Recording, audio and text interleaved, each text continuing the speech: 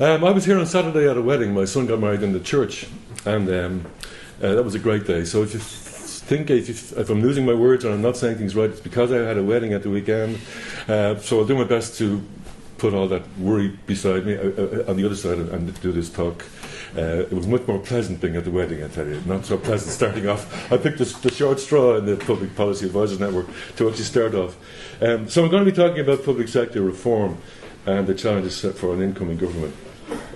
And the way I have the agenda set up is I want to talk about really the focus on improving performance.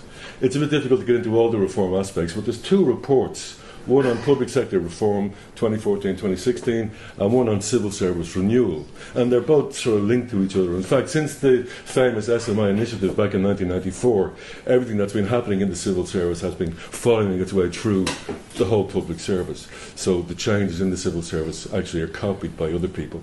And some people would say the PMDS, the way of managing performance, was copied by everybody, and that was a mistake. And I'll talk more about that as the talk goes on. I want to talk about the characteristics of high-performance organisations, given that that's what the goal of the plans are. So what are we aiming for? So what are these characteristics? What does a high-performance organisation look like? And I want to look at them, well, how close is the public service to high performance? And I've got a number of surveys that I'll give you the results of, just to show you that we are a long way away from high-performing teams. And one of the examples I have in the slides is an example of how the All Blacks created a climate to be world champions. And I'm really glad they won on Saturday, because I had a lot of confidence in putting this forward, saying they're going to win because they have the climate right. And in fact, the whole message I'm giving here is that if you get the climate right, which means you've got to have the leadership and the management to do it, then you'll have high performance. If you don't have leadership and management right, you won't have high performance and you won't have a good climate. So I'll talk a little bit about the challenges to be addressed, old problems needing innovative solutions. I think we've had these problems recurring a long time in the public service. So the climate just isn't right, the culture just isn't right. So the question has to be asked, are we doing the right things, and should we not be doing things differently? In other words, do we need more rigour? Do we need more mandatory things happening? Should there be accreditation, for example? So I've got some ideas to talk about on that.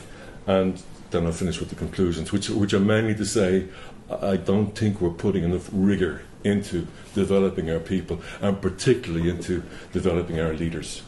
Myself, I worked in the civil service. In fact, I'm probably one of the few people who can say the civil service prepared me for the private sector. Working with Julie, I had a great development experience in the Civil Service Training Centre, and in fact I developed skills in the civil service to move into the private sector, and they still haven't found me out, so I'm still going, and everything is fine. So there's nothing wrong with the civil service. I want to say that first off. I've had a lot of great managers, a lot of great leaders, and I'm a fan of the public service, and anything that this presentation could do to improve it would be great.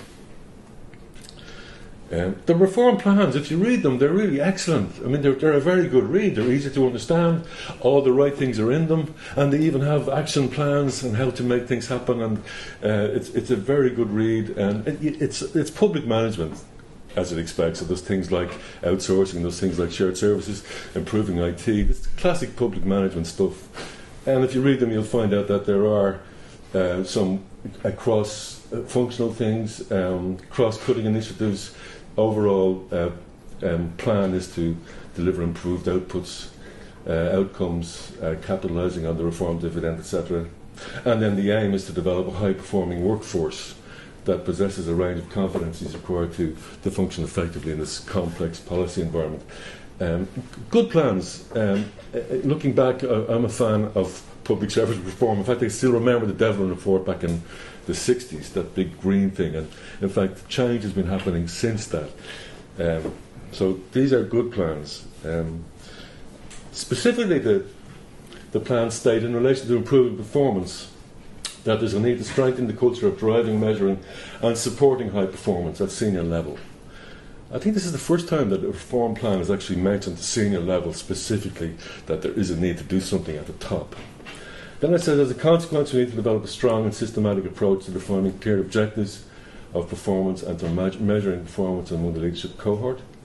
And then the plan for the civil service includes the vision to provide a world-class service to the state and to the people of Ireland. So, I mean, that's a pretty big statement, world-class service.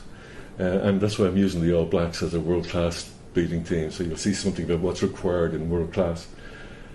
And if you're asking, well, why is this important? What difference does it make? Public services, fuddy-duddy sort of stuff. In fact, if you read the OECD will say to you, well, hang on a second. If you want to be globally competitive, your public service is very, very important, given what it does and its closeness to the economy and its closeness to the citizens. So this is an important element of government policy. Get it right and we're more competitive. Get it wrong and we're not. So it does have impact on the economy. The specific initiatives, they're very positive here. A focus on the senior public service, so that's supposed to be the senior public service, so the civil service plus local authorities, health service, state bodies. At the moment it's specifically working on the senior civil service, but there is a focus on developing members at that top level. They're talking about a review of the performance management system, and you'll see I have some slides to say that this really isn't working. But it's great to see that it's being reviewed, and there's an acceptance, I think, in deeper that it's not working and it needs to be reviewed. A new learning and development strategy. We spend about 20 million a year on learning and development. And when you see the slides I'm going to show you, it's not working. Something is not right. And that's being reviewed as well. So those two reviews, I think, are saying these reforms are right on the button. They're actually looking at the things that need to be looked at. Talking about a focus on improving the capacity of line management, critical. Further professionalisation of HR, huge issue. And some ideas as to what needs to be done there, and I have some ideas also. And then the introduction of yearly staff engagement survey for the civil service. What a great idea. And that will be copied by the rest of the public service, because if they do it in the civil service, they'll do it in the rest of the public service. That's really great, because that's into engagement, which I'm arguing is a key focus if you want to create a climate that's positive and a climate that actually is high performance. And then the HR initiatives, again, right on the button. There's a question mark. Have we got our grading system right? And there's an acceptance, I think, that we haven't, and that needs to be looked at, and deeper looking at that. And the restrictive recruitment practices. I mean, we still have practices in certain parts of the public service, that you can't come in from the outside to various levels, and everything that's happening in terms of promotion is closed. And in fact, the OECD in their report of 2008, in the good times, said we have a fantastic public service in terms of its size and its specialities, and we should be using it more to develop people. So there should be people moving around the system rather than being locked in silos, which we're having. So in terms of the specifics, I think they're on the button. Really, really good stuff. So it's positive from that point of view. In terms of the characteristics of high performance organisations, you'll find lots of books, articles written on this. This comes from the Boston Consulting Group, and it talks about the characteristics being to do with shared leadership. So this is the SPS, so you can see it's on the button, that drives direction and urgency. Structure that's aligned to strategy, so the structure is right. People that are empowered with crystal clear goals, that's important, you have to know what you're doing. A culture that is performance focused, which is interesting, because that's a key thing to high performance, and the question is, what's the culture of the public service? I don't think it's performance focused. We'll come to that. And an engagement that's measured and cultivated to generate discretionary effort. So there's a real focus on listening to people and doing what they're suggesting in terms of improving things. More specifically, they include high performance leadership teams, SPS, the focus on performance at the top. So the public service is going in the right direction. A strong leadership pipeline. That's the idea behind the senior public service, to actually have a pipeline so that there will be a Secretary General in the Department of Justice and Equality eventually. Few layers between the CEO and the front line. So the grading structure, trying to reduce it. Wide spans of control rather than narrow. Capabilities match the requirements. And that's an issue in the public service. People with qualifications, with experience, are not working where they can use those qualifications. So it's driven more by grades than by individual capabilities. And then the brand is an asset. And I think I'll say something about the brand of the public service has suffered badly since the crisis. And who's protecting it? Brand is important. And there's question marks about whether people will come back to the HSE, for example. As a consultant, I worry about going in working at the HSE because of the brand. So there's something happening to the public service brand, and there's nobody really protecting it, apart from the fact that Robert Watt is now a spokesperson for the civil service in terms of the brand, but I don't see anybody else in other parts of the public service actually defending the brand. And that's really important for the people who work in the public service. They do feel pretty demoralised with what's being said about the public service, and nobody's actually defending them. So they're the characteristics, and then I come to what does it look like. This is a lovely article I found in the Sports Psychologist, how a motivational climate was created and maintained in the All Blacks. And this is why I said I was really happy they won the World Cup, because this now is very relevant. They were beaten in 2007, and there was a major national catastrophe. The All Blacks were beaten. And they actually had a consultancy firm in to have a look at them. I think it was actually a legal firm. And they did lots of interviews with people saying, what happened? What went wrong? And they totally transformed the way the climate was actually created in the All Blacks. There was a change from command and control leadership to more inclusive styles. Shared leadership, so the leaders became the senior players. One-to-one performance discussions. I mean, people actually having performance discussions. This is really about what they were good at, what they weren't good at, and then given development plans to actually go and work and improve. They were empowered, made accountable, and made responsible for the decisions they were making on the pitch. And then there was an expectation of excellence to be the best in the world, and they actually did it. And that's the expectation for the civil service, to be the best in the world. So it's a great challenge. And it can be done if you get the climate right. So what does it look like? Well, there's a direct link between leadership styles and climate. What leaders and managers do and say really matters. And I've worked in both sectors, civil service, private sector. And I can say quite honestly, when I was performing at my best, I had a great manager. Didn't matter whether I was getting a bonus or not, that was irrelevant. In the public service, when I worked to a good manager, I gave him my best. In the private sector, when I worked to a good manager, I gave him my best. It was as simple as that. So management is really important. Through adapting the styles, the All Blacks created a highly motivational climate, which resulted in world-class performance. They got away from this command and control style to a more participative way of managing, and they got and won the World Cup. The sort of styles are things like the visionary style, which is about the vision and about generating commitment to that vision and getting buy-in and selling it. Interesting, the OECD in their report during the good times in 2008 said civil servants weren't great, or public servants weren't great at persuading others or being enthusiastic, right? So that's the visionary style. We ain't good at that. Participative was involving people, listening to them. Affiliative was about trust and harmony, and coaching is about developing people. And interesting that part of the public service reform is a coaching exercise for the SPS. There's 52 people at that senior level are being coached by executive coaches at the moment. Brilliant. 52 out of how many? It's not enough, but it's a start. I'm working with a multinational at the moment, and they're putting 850 of their senior managers through a coaching program. That's the difference. And other studies I've come across show that leadership styles, when they create an engaged and motivational climate, they actually do reach high performance. And this command and control style is becoming less and less effective, if ever it was effective. So if that's what high performance is, let's look at how close is the public service to actually achieving this. Well, there's some good stuff. Positive remarks some months ago by Ajay Chopra from the IMF, and repeated by the Minister for Public Expenditure and Reform, about public service capabilities being uniformly superb. So, like, there's something good in here. We actually can do things right. You know, traditionally, very, very good.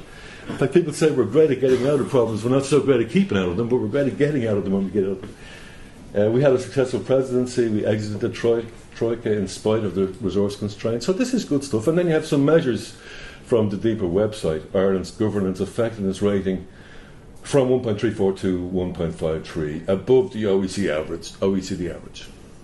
Not very motivating, is it? Above the average.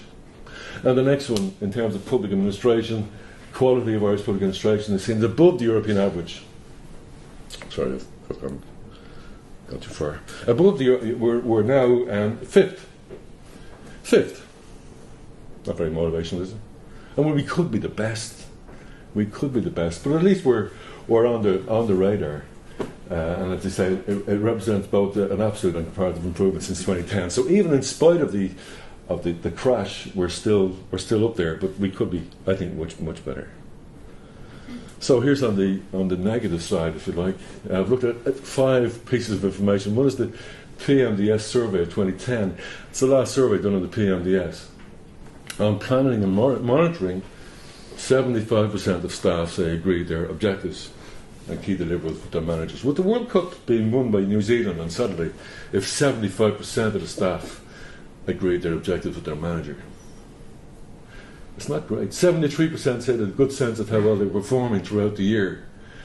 That means not everybody is clear about what they're doing. So it's good, but it's not really high performance. So there's something wrong here. On performance, there was no question asked on whether the PMDS actually improved performance, which is interesting. Didn't even ask that question in the survey. But in terms of performance, 16% of staff said that their department offices tackles underperformance appropriately. 84% say they don't. So dealing with performance is a weakness. On motivation and development, 27% say they talk with their manager about motivation and development. 27%. I mean, think of the All Blacks, every one of them had a performance discussion. 28% said they're getting development assignments. I mean, that's not good. So there's something about the quality of managers and leaders that they're not actually motivating and developing their staff. And what happens? Well, you get a disengaged staff. And you might even get a subversive staff, depending on where you are. And there's some organisations with lots of subversion, I tell you. On senior management support, this is the most worrying. 39% of managers agreed that their senior management, that's their assistant secretaries and secretaries, giving support to the PMDS. The leadership and commitment to the PMDS, 61% say they don't support it. So significant leadership weaknesses, I think. Public Affairs Ireland did a survey of HR managers this year, and the top 5 issues: sustaining employee morale and engagement. So the system has suffered since the crisis. Morale is down and engagement is down. Staffing resources to deliver effectiveness. Lots of people have been hit with staff cuts, and there's a huge question about how that's going to be fixed, and is it going to be the loudest that gets the money, or is it going to be the right people that get the money? So there's a big issue there. Attracting and retaining qualified staff, question of the brand suffering, that's a big issue for HR. Developing talent, management strategy and practice, that's a big issue, developing talent, and then developing a positive industrial relations climate. That's what the HR people say, so issues in HR. And then for the Civil Service Renewal Plan, there was an engagement survey done, and people were asked one question: if you could change one thing to make the civil service more effective, what would it be? And the 5 top answers were performance and PMDS. Basically, people said either change this performance system we have or get rid of it, but it's actually not working. That's the number one problem. The promotion process, a little bit confused, no real consistency in what they said here, but basically there's talks about, well, why aren't the managers accredited? Now, why don't we have accreditation for managers in the public service? Why are they just promoted? Why aren't they assessed? So staff are worried about the calibre of their managers. Some of them are saying they're disenfranchised, that managers don't talk to them, they don't even see them. So there's an issue in there. Training and development is an issue. They want more, even though we spend 20 million. Is it going right? Skills match, so the right people aren't in the right jobs, and mobility isn't happening as it should. So that's most recent on the civil service engagement survey. Absenteeism, classic, statistics in for 2014. Average days lost in the public service is 8.7 compared to 9.5, so we're getting better. But the average days lost in the private sector is 6. In fact, I remember when I was joining the private sector for the first time, I rang a friend of mine who used to work in the Department of Finance, and he was working in this company I was going to work for. And I said to him, what's the difference between the public sector and the private sector? And he said, you don't get sick in the private sector. And it was true, you don't get sick in the private sector. And if you look at the civil service in general, the absenteeism is more prevalent the more junior the grade. It's very interesting. Okay, so they're at the front line, probably a lot of pressure. But the other question is, are they really engaged? And if you're really engaged and motivated, do you go sick? I don't think so. And a recent report on Department of Justice and Equality, and this was worrying. This is this year. So we've had 10 years of performance management. We've had these reforms happening since the SMI back in '94. And this report is saying strengthen leadership and management. And they're talking about basic things like having meetings and having reports on progress done on various things. Implement performance management. It's been around since 2000, but it's not been implemented. They're recommending 360 degrees feedback for Secretaries General and Assistant Secretaries. Clarify the remit of the department and its agencies. And there should be mandatory meetings at divisional level, and there should be mandatory reviews of agencies. Interesting that the report had to make recommendations about something being mandatory. It wouldn't happen unless somebody said it.